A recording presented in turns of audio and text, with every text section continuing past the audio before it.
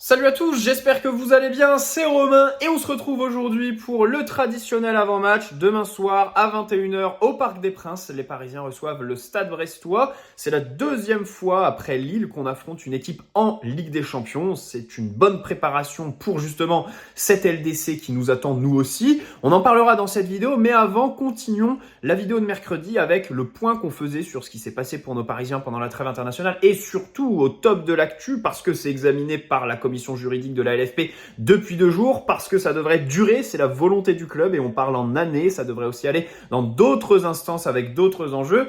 Le dossier Mbappé, on va le développer dans cette vidéo. Commençons d'abord par nos Parisiens qui étaient en équipe de France. Les offensifs ont fait le plein de confiance, Barcola contre l'Italie, les deux autres contre la Belgique, même si Warren Zaïre-Emery s'est blessé et est forfait justement demain face à Brest. Alors c'est vrai que pour l'équipe de France, ce rassemblement a été plutôt compliqué. Moi, ce qui m'a vraiment choqué, alors c'est pas vraiment le terrain. Déjà, j'étais au Parc des Princes pour le match contre l'Italie. Au bout de 13 secondes, Barcola qui marque devant le but derrière lequel j'étais, donc c'était plutôt sympa. Mais c'est vrai que pour le reste, bon, ça n'a pas été un bon match. Et puis, ils se sont repris face à la Belgique, mais on sent que là, le groupe est un peu à la croisée des chemins. Il y a des leaders qui sont là, mais qui ne devraient pas être là si certains derrière étaient un peu plus talentueux. Par exemple, au milieu de terrain, on se rend compte qu'il y a un petit peu un petit creux générationnel qui fait que N'Golo Kanté, par exemple, est là, mais un peu cramé face à l'Italie. Et bien sûr, c'est malgré lui, hein, on lui en veut pas, ce bon vieux N'Golo. Il y a Griezmann aussi, la question du statut, la question du positionnement, les déclarations. Et c'est vrai que dans les médias, il s'est passé beaucoup de choses. Il y a eu beaucoup de fuites.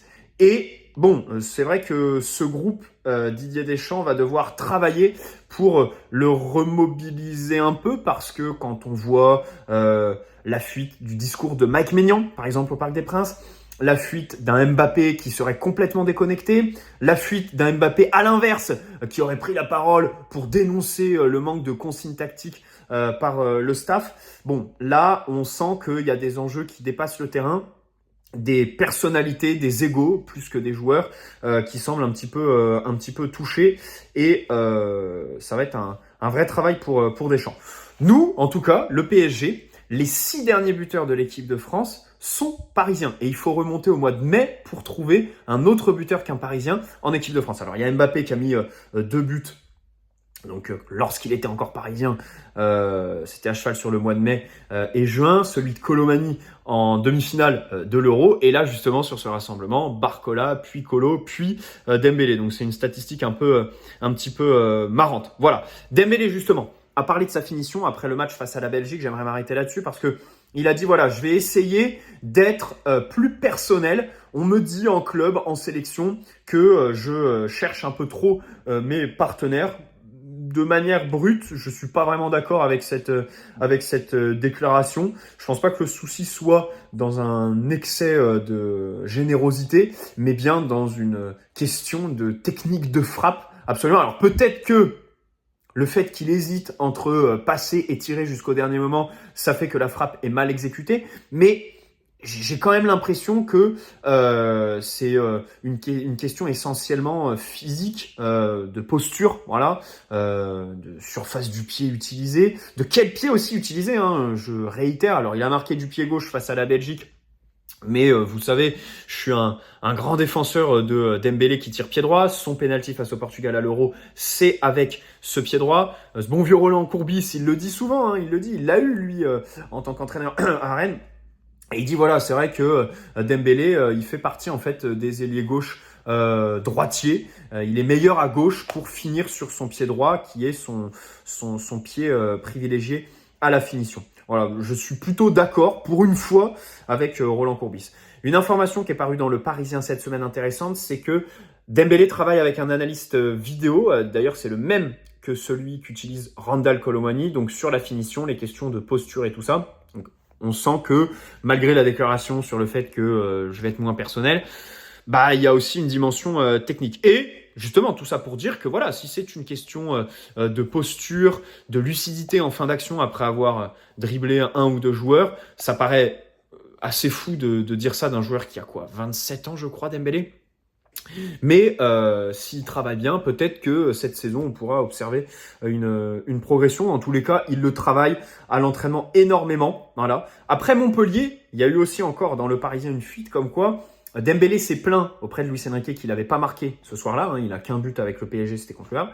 Et Luis Enrique lui a répondu « Mais t'inquiète, avec la façon dont on joue, tu marqueras 15 buts au moins cette saison. » Bon, il a été ambitieux, Luis Enrique. On va voir si ça va réussir à Ousmane. Voilà. Autre question importante, c'est celle de Martin Odegaard, voilà, qui le Norvégien qui s'est blessé avec sa sélection lors de cette trêve internationale.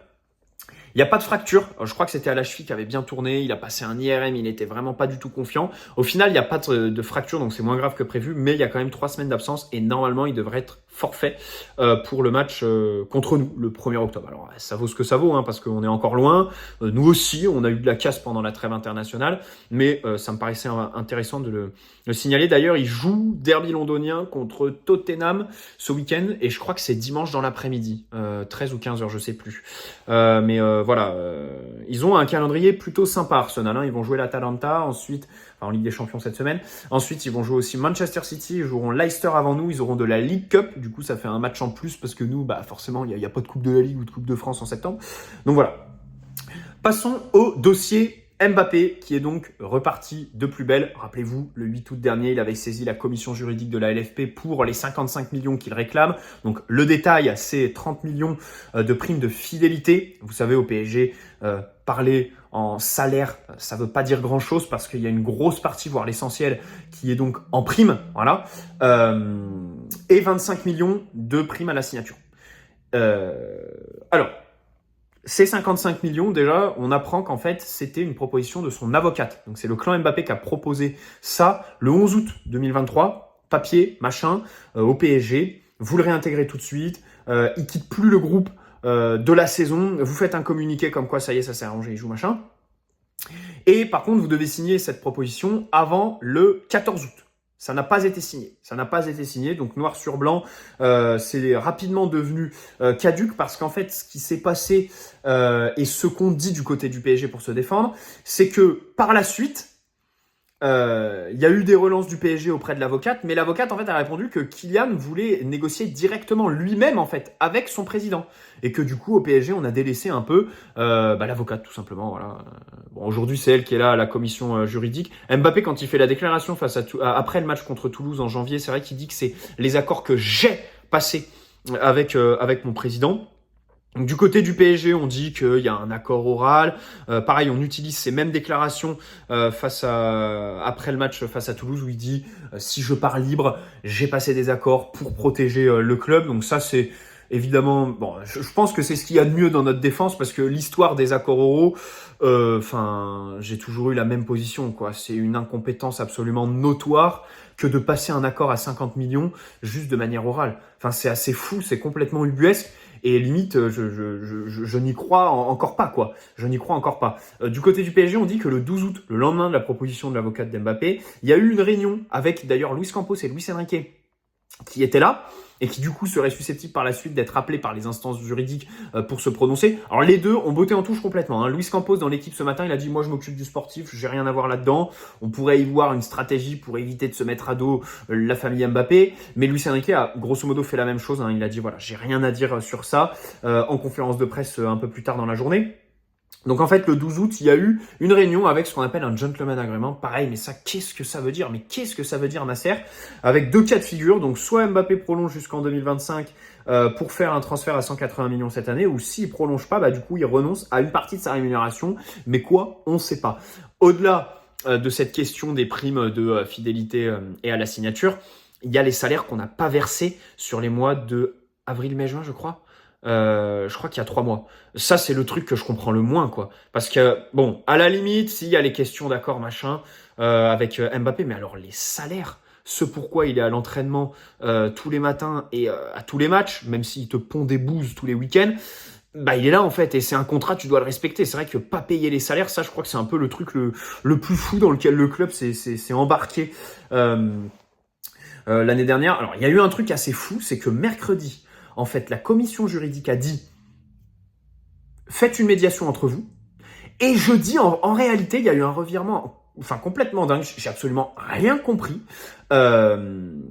où du coup la commission ne dit plus faites une médiation, mais au PSG, vous devez verser les 55 millions sous une semaine aux joueurs. Terminé, sous 8 jours. C'est fait. Alors après, bien sûr, ils n'ont aucun pouvoir, hein, parce que le terme, c'est la commission enjoint. Terme très, très vague, et du coup, le PSG a répondu que bien sûr qu'ils ne le feraient pas, qu'ils iraient jusqu'au bout de toute procédure si il fallait que ça prenne des années. Voilà. Alors, ça devrait aller au prud'homme. Faut savoir qu'au prud'homme, donc s'il y a saisine des prud'hommes, et que cette instance donc prononce le PSG doit payer les 55 millions, un an après la saisine des prud'hommes, il y a des intérêts.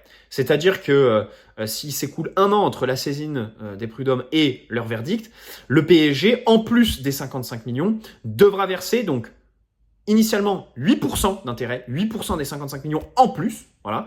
Et plus le temps passe au-delà de donc cette année dont je parlais, les intérêts augmentent. Donc c'est vrai que financièrement, il y a déjà des questions qui se posent. Et ensuite, bien sûr, si ça va à l'UEFA, les tribunaux du sport et tout ça, ça pourrait avoir une incidence sur nos mercatos, comme Chelsea à l'époque, par exemple. C'est vrai que ça fait un petit peu peur. Alors, dans l'équipe aujourd'hui, il y a quelque chose qui m'a rassuré, c'est que le PSG, en fait, a provisionné les 55 millions. Voilà, c'est quelque chose que tu fais souvent quand tu es embarqué dans ce genre de dossier, mais on les a provisionnés. Alors, à quel point on l'a fait en prévision de cette affaire, parce que de l'autre côté, si Mbappé prolongé d'un an et restait donc cette année au PSG, on devait lui verser ces 55 millions justement cette année en fait. Voilà. S'il prolongeait, c'était pas supprimé, mais que décalé. Donc peut-être qu'on les a provisionnés justement, pensant bien sûr que Mbappé allait rester une année de plus. Donc voilà. Mais dans tous les cas, c'est vrai que là-dessus, je suis quand même un peu rassuré. Voilà. Alors, il y a une info qui est aussi très drôle dans l'équipe qui est sortie mercredi, c'est en 2022, Liverpool qui nous propose 200 millions, Antero Henrique qui demande le double pour clore le dossier, et on nous dit que Mbappé, lui, en fait, il s'était mis d'accord avec Liverpool et il voulait absolument y aller, et que donc, oh là là, c'est le grand méchant PSG qui a refusé de le laisser partir quand il n'était pas content du mercato parce qu'on lui avait promis Lewandowski et Bernardo Silva, et qu'au final, on est arrivé avec Christophe Galtier et Hugo Ekitike, qui d'ailleurs fait de très belles choses en équipe de France et avec Francfort en Allemagne. Le PSG a répondu comme quoi l'offre de Liverpool, c'était une offre orale. Il y a d'autres sources qui disent qu'en fait, il n'y a même pas eu d'offre. Et puis surtout, alors moi, ce qui m'a vraiment fait rire, c'est que en fait, dans l'équipe, il est dit que Liverpool a proposé 200 millions. Tenez-vous bien, 200 millions. Et qu'avec Mbappé, ils sont mis d'accord sur un contrat court terme pour qu'il aille au Real Madrid le plus vite possible derrière, quoi. Donc c'est-à-dire que Liverpool, club qui gère plutôt alors bien sûr c'est la première ligue donc c'est très puissant, mais voilà, c'est vrai que par exemple cet été ils n'ont pas été très dépensiers, ils sont en reconstruction aussi d'ailleurs, et du coup 200 millions pour un contrat court terme. En gros, Liverpool aurait fait ce que le PSG a fait avec la prolongation. C'est exceptionnel. Enfin, franchement, signer Mbappé pour moins de 5 ans, j'aurais vraiment aimé vivre ça, parce que ça aurait été très très drôle. Et c'est pour ça que je ne crois absolument pas à cette information. Voilà. Il y a aussi eu la déclaration vendredi dernier avant l'Italie là qui m'a mis en rogne quand on lui parle de Barcola, où il dit ouais c'est un bon petit gars, il est en pleine bourre, mais j'espère que quand il marquera pas, vous l'épargnerez. Donc cette manière déjà de voir du noir quand tout va bien pour Barcola, et ensuite avec un giga sous-entendu, ramener à toi, tout simplement, ramener à toi et ta situation, parce que c'est sûr que voilà, Mbappé s'est senti pas assez protégé par les médias. Bon, j'ai un sentiment qui est complètement inverse, bien évidemment, donc c'est vraiment très drôle. Donc ça va aller loin cette histoire, ça risque de durer longtemps. Honnêtement, à mon avis, je serais d'avis à ce que le PSG paye. Parce que s'il n'y a rien d'écrit noir sur blanc, si on continue avec cette stratégie d'accord oral, de gentleman agreement, ça ne passe pas face à la justice, ça. Enfin, à un moment donné, ils sont gentils, Nasser et sa bande. Mais voilà, je suis désolé, tu as réintégré Mbappé sans que le mec signe. Tu peux parler d'éthique et machin, c'est sûr que voilà, même si 55 millions, c'est quand même pas une paille, même si Mbappé en a sûrement beaucoup plus sur son compte en banque. C'est vrai que c'est conséquent. De l'autre côté, bien sûr, on a un joueur qui s'investissait beaucoup moins cette saison. Et qui a sûrement touché une grosse prime à la signature au Real Madrid, qui aurait pu nous laisser tranquille là-dessus, pas faire de bruit, mais bon. De notre côté, il y a la grosse responsabilité de la direction d'avoir fait, de ne pas avoir fait signer un truc. Moi, j'espère que, par exemple, il y a le documentaire qui va arriver. Rappelez-vous, hein, il y a des caméras sur Mbappé depuis 1 an. Alors déjà, la question, c'est est-ce qu'ils vont le sortir? Quand tu vois la gueule de sa saison, la gueule de son Euro, les débuts au Real qui sont, ils sont pas dignes d'un documentaire, quoi. Bon, déjà, est-ce qu'il va sortir? Et ensuite, s'il sort, j'espère qu'il n'y aura pas d'image compromettante pour nous. Voilà. Parce que voilà, ça peut typiquement être un truc qui offre un gros rebondissement avec une scène où on voit Mbappé dans un état déplorable, par exemple, machin. Donc voilà, et qui pourrait donner un autre tournant. Donc voilà, bref, passons à PSG Brest demain. Le terrain, c'est un match très intéressant. Alors, ils font pas un début de saison extraordinaire, les Brestois. Ils ont perdu contre Marseille 5-1, 2-0 contre Lens. Ensuite, ils ont mis 4-0 à Saint-Etienne. Mais bon, Saint-Etienne, ils sont sur 3 défaites et visiblement, ils sont montés en Ligue 1 pour offrir les 3 points très gentiment à tout le monde. Alors, certes, il y a Lesmelou qui est pas là depuis très longtemps. C'est vrai que Jonas Martin, c'est pas Lesmelou. Il sera encore pas là demain. Voilà, même s'il y a eu un petit espoir cette semaine qu'il soit de retour au moins dans le groupe. Au final, non. Bon, Marseille, ils perdent 5-1, mais le score est peu révélateur, c'est vrai. Ils se reprennent un petit peu contre Saint-Etienne, comme je l'ai dit. On va voir demain comment ils se présentent, mais dans tous les cas, c'est un match bien placé pour les deux équipes qui jouent la Ligue des Champions. Donc nous, ça nous prépare bien sûr pour mercredi. Et eux, jeudi. Alors eux, c'est vrai qu'ils affrontent Sturm Graz en premier, donc l'équipe qu'on avait affrontée d'ailleurs en amical. C'est pas le plus dur. Voilà, ils commencent pas par le plus dur. Limite, il va falloir prendre les 3 points dès maintenant pour eux, mais c'est bien. Eux aussi vont se frotter au PSG, donc c'est vrai qu'il y a plutôt un bon calendrier. En plus, on joue le samedi à 21h. Nous, ça nous laisse 4 jours complets. Eux, 5, parce que je crois qu'ils jouent jeudi. Si je dis pas de bêtises, je parle avec mes connaissances, mais je crois qu'ils jouent jeudi. Donc ça, c'est plutôt pas mal. Ils ont fait un mercato assez calme, hein. Rappelez-vous les déclarations de leurs recruteurs qui disaient voilà, c'est vrai que on veut pas faire exploser la masse salariale, on est dans une situation un petit peu délicate, et c'est vrai que quand on contacte des joueurs, souvent c'est le salaire qui vient un petit peu en premier. Donc ils ont pris Ludovic York. Aujourd'hui d'ailleurs, c'est un peu un élément clé sur le terrain. C'est vrai qu'ils le recherchent en relais, et ensuite sur les côtés, voilà, ça prend l'espace, ça prend la profondeur, ça se projette. Même si bien sûr techniquement, bon, Ludovic York, c'est pas le gratin. On va avoir peut-être la même question que face à Lille, hein, du décrochage du numéro 9, voilà, pour William Pacho par exemple. Donc c'est vrai que c'est intéressant. Donc ils ont recruté Mama Baldé aussi, Romain Fèvre, il y a eu des prêts en défense. Il y a aussi la question du nombre qu'ils mettent dans la surface adverse, bien sûr. Les milieux qui savent se projeter dans cette équipe. Attention pour nous, surtout sans Vitinha et Warren qui du coup ont un petit peu de repères. C'est vrai qu'il va falloir être aux bons endroits demain, bien défendre notre surface, ça va être un bel enjeu. Et puis du coup, le jeu long, voilà, le jeu en relais de Brest qu'il va falloir réussir à contrer. Donnarumma est papa depuis hier ou ce matin. Je crois qu'il s'appelle Léo. C'est Luis Enrique qui l'a dévoilé en conférence de presse. Donc il n'était pas à l'entraînement. Luis Enrique a dit que pour demain, il va réfléchir, mais il n'a pas arrêté sa décision. Donc, il a laissé ouvert une présence de Didio demain sur le terrain. On va voir. Il a joué 2 fois 90 minutes pendant la trêve, et aussi pour le match. Alors, je ne sais pas si ils en avaient parlé à la télé, mais en tout début de match, juste après le but de Barcola contre l'Italie, Donnarumma, en fait, il se plaint au staff italien du dos. Et il y a le remplaçant, donc le gardien remplaçant italien, qui s'échauffe pendant un bon quart d'heure. Et au final, Donnarumma reste sur le terrain, joue le deuxième match de l'Italie, donc pas de problème là-dessus. Pour son début de saison, il a joué les 3 matchs. Il était titulaire contre Lille. C'est vrai que sur le but de Zegrova, il aurait pu se coucher un peu plus tôt. Voilà. Et peut-être que du coup, demain, on va voir le premier match officiel de Matvei Safonov. Matvei Safonov, alors lui, il faut remonter aux matchs amicaux qu'il avait joué, parce que contre Lille, il n'était pas là dans le groupe. Il était malade, comme Nuno Mendes. Il était arrivé en retard en sélection. Il avait loupé le premier match. Et le deuxième face à la Thaïlande, il a été annulé pour des raisons de météo. Donc en fait, il a il n'a pas joué de la trêve internationale, Matvei Safonov. Voilà. Autant Fabian Ruiz, Nuno Mendes ont pris du rythme, autant lui, c'est vrai que rythme et confiance, bon, ça n'a pas été très très fructueux. Donc Vitinha et Warren sont forfaits. Pour Vitinha, il y avait un peu d'espoir parce que c'est vrai qu'il est allé sur le terrain ce matin, il s'est testé avec un préparateur et au final il est retourné en salle, mais Luis Enrique a confirmé le forfait. Ils étaient tous les deux dans le point médical du jour. Warren, lui, c'est un peu plus compliqué dans son entourage. Ça parlait d'une dizaine de jours pour s'en mettre, donc ça va être peut-être un peu juste pour le match face à Girone. Pour la question de la gestion des transitions défensives, qui avait été plutôt bien gérée face à Lille.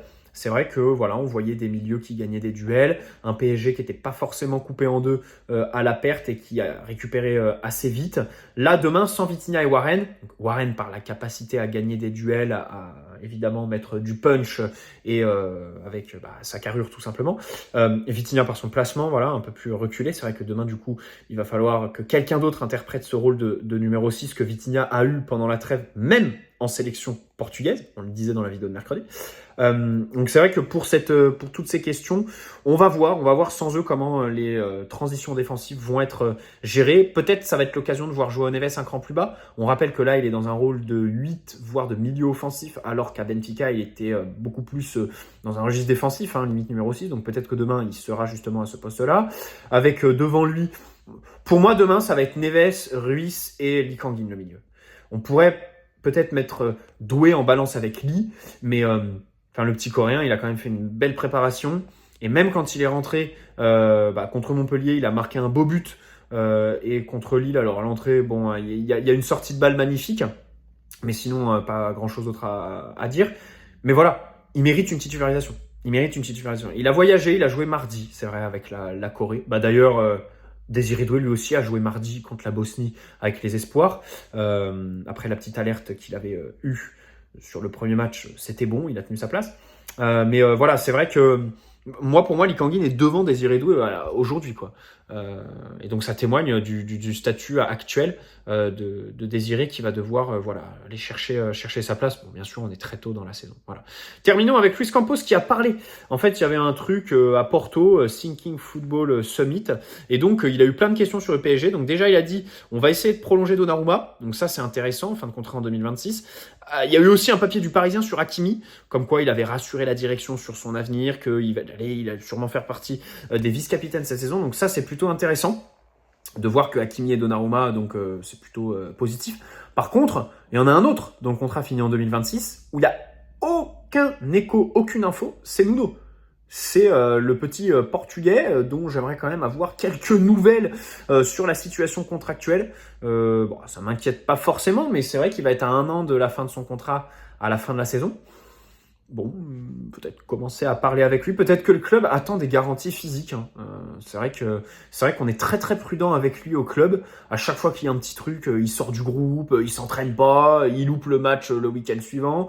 Bon, en sélection Portugal, non, on n'hésite pas à lui faire 2 fois 90 minutes en 3 jours. Mais voilà. Il a parlé Skriniar aussi.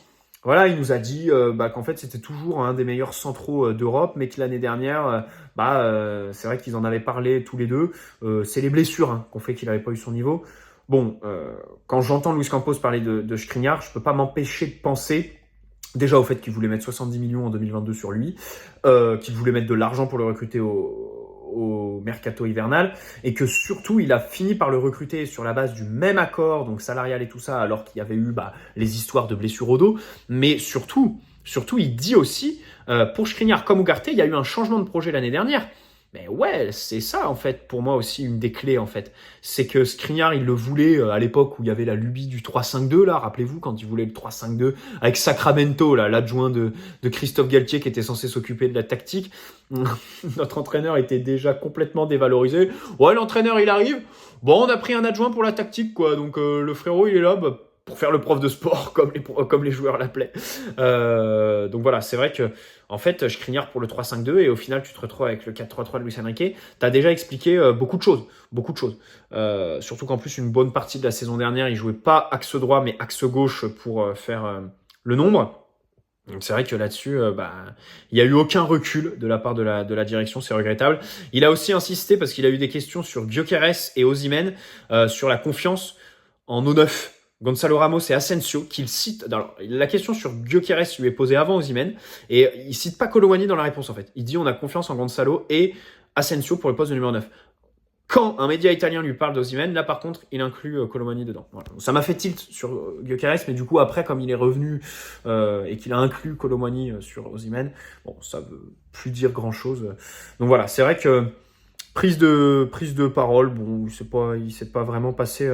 C'est pas vraiment passé grand chose. Je crois qu'il a comparé les joueurs aux maisons, quoi. Quand t'achètes une maison, quand t'as une maison, tu parles à plusieurs vendeurs, machin chouette. Bon bref. Le puzzle aussi. Il a ressorti le puzzle. Il a ressorti ces histoires de puzzle là qu'il avait fait chez Jérôme Rotten il y a 2 ans quand il fallait tabasser Antero Henrique qui avait fait trop de prêts, alors que cet été, eh ben, il n'y a pas Antero Henrique pour se plaindre du fait qu'il y a toujours trop de prêts, bien sûr. Allez. Ciao les amis, on se retrouve du coup demain pour le débrief de ce bon match face à PSG Brest. Bon, la compo pour moi idéale, ce serait donc Didio ou Safonov. Honnêtement, au poste de gardien, je m'en fiche un peu. Hakimi latéral droit, Marquinhos, Pacho. Au poste de latéral gauche, Nuno absolument, voilà, faut qu'il prenne du rythme avant la Ligue des Champions. Au milieu, comme j'ai dit, donc Neves 6, Ruiz relayeur gauche et Lee relayeur droit, ça me paraît être la meilleure formule. Dembélé, Barcola et bien sûr Asensio, faux numéro 9. C'est un des seuls du 11, le seul en fait, qui n'est pas parti en sélection, donc il était tout seul un peu au campus ces dernières semaines. Donc il devrait être très frais normalement. Et c'est vrai que lui, voilà, je l'attends pour distribuer, mais aussi plus bas sur le terrain, dans les sorties de balles. C'est vrai qu'il est très intéressant par sa capacité à décrocher et utiliser des espaces libérés, voilà, par certains joueurs. Et du coup, c'est vrai qu'il se retrouve tout seul parce que, comme il est neuf, les défenseurs centraux ne le suivent pas aussi bas et ça fait qu'il reçoit le ballon un peu plus librement, qu'il peut se retourner et n'a pas un besoin d'être très très vif ou grand dribbleur, parce que c'est sûr qu'il gagne pas de 1 contre 1, hein, il dribble pas. Mais voilà, c'est vrai que j'ai hâte de voir aussi ça, plus pour la Ligue des Champions face aux équipes où justement on aura un gros pressing. Hâte de voir aussi si on va jouer long comme on l'a fait face à Lille. Rappelez-vous tous les parpaings que Donnarumma a envoyés sur Barcola, sur Asensio aussi par moment. Donc voilà, ciao les amis, prenez soin de vous et on se dit à demain soir.